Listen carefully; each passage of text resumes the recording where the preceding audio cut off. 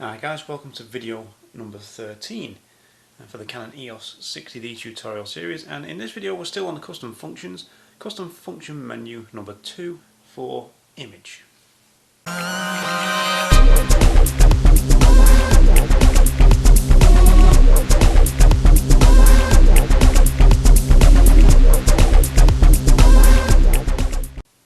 Okay, video 13, custom function menu number 2, image.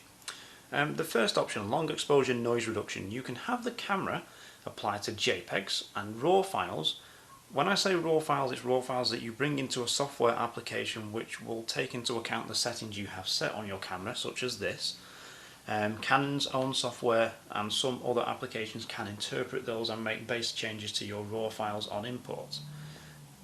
Now, long exposure noise reduction is if you go to a long exposure, we're talking 10 seconds, 20 seconds, 30 seconds, and you can have the camera to automatically add additional noise reduction, or you can have it to always add it, or of course you can have this mode turned off. Now, the reason why the camera will try to add noise reduction during long exposures is the sensor heats up. It heats up in video mode as well, but if you have the sensor or the shutter open and the sensor always on, it could be in live view mode or during a long exposure, it's getting hotter and hotter and hotter, and that can increase noise. And it's weird, but you can actually reduce the noise in an image without using a mode like this by shooting at a slightly higher ISO than you might think. So rather than shooting at 100, you can shoot at 200 or 400, and it therefore makes a shorter exposure time. The sensor doesn't quite heat up as much, and you get less noise. Now, go do some tests and find out what works for you. Most of the DSLRs these days are good at ISO 100, 200, 400. They're very clean. Long exposure will need a little bit of noise reduction in post maybe, or via a mode such as this. Now, I don't use this because I prefer to use noise reduction in Lightroom, so I shoot RAW and I do noise reduction later on. Generally, I'm not shooting a lot of long exposure stuff these days, so it's not really a feature that I use a lot. That said, if someone wanted a portrait doing where we needed to drag in a lot of ambient light and do a long exposure, or maybe do some light painting, then this may well be something that I'd consider using, although I'm more likely to do that work for the noise reduction in post. So option number 2, high ISO speed noise reduction.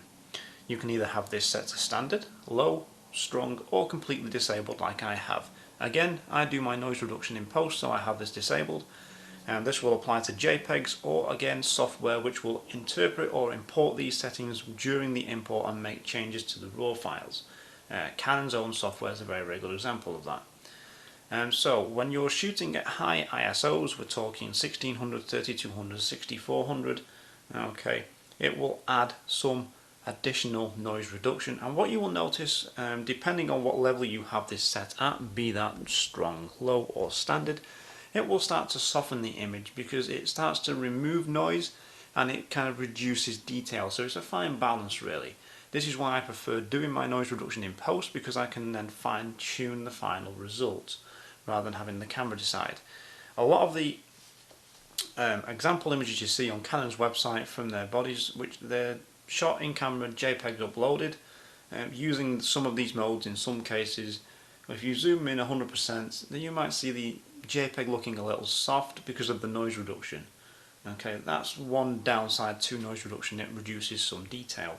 That said, we don't look at prints at 100% when they're on the wall, so don't worry too much about that or too much about noise. Okay, but it's there should you wish to use it, and it depends on how you shoot, what formats you shoot as well. Now, okay, let's keep that disabled, turn that off. Highlight tone priority, here we go. Now, I have shot some example images for highlight tone priority to show what it does. Now, one thing you will note, I have this disabled again. I'm a manual shooter, I shoot in manual with manual lights, I want consistency. I want to determine how the scene's going to look, not anything that Canon's put in the cameras. Okay, so I want full control. Each to their own, depends on how you work and the work that you do, but I have this turned off. Now with it turned off, you will notice that if we bring up the quick menu, Okay, I'm going to take the ISO down to 100 here. There we go. Okay, it's in aperture priority at the moment, and there, ISO 100. When you enable this mode, okay, so highlight tone priority enabled, and we go back, you see the ISO has jumped up to 200 with a D plus, a dynamic range plus or enhanced symbol next to it.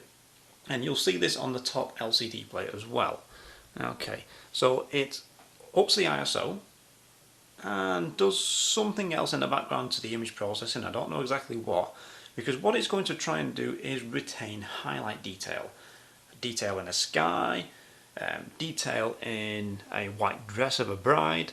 Now the images that I'm about to show you here, okay, are with highlight tone priority disabled first, and it's a picture of a great book by a well-known photographer, Zacharias. I certainly recommend grabbing a copy of this book and reading it. I've really enjoyed it, and it's just set against the window blinds that were open, and you can see the houses in the backgrounds with this mode disabled are completely gone. The highlights have gone to highlight heaven, no detail there, the sky's completely gone. Now if I show you the image with this mode enabled, whilst there is some highlight loss still, it's retained the detail in the houses better than when this mode was turned off. Now this is quite an extreme example. I mean, the book's in heavy shadow in comparison to the light that's outside. There's a good number of stops difference on the exposure. We're probably looking 3, 4 plus stops. So the highlights, you're going to lose some anyway. But it can help you to retain and protect highlight detail. Like I say, this is an extreme example. So that's what this mode does, helps you to protect highlights, but again it will apply that to JPEGs or to RAW files that you import using Canon's own software or an application that can interpret those settings.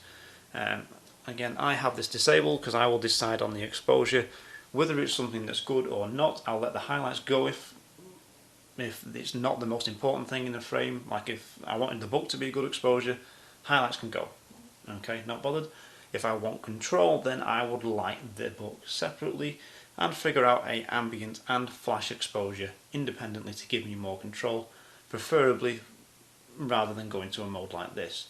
But this just gives you a quick example of what this mode does. Those images again, first with highlight priority disabled, and then with it enabled. It helps to bring back some highlight detail. Now if you've got any questions at all, stick them in the comments below, and don't forget to like, share and subscribe. Pass these videos on to people who have got a 60D or are thinking of buying one, because after all they're there just to help. And I will see you guys in video number 14.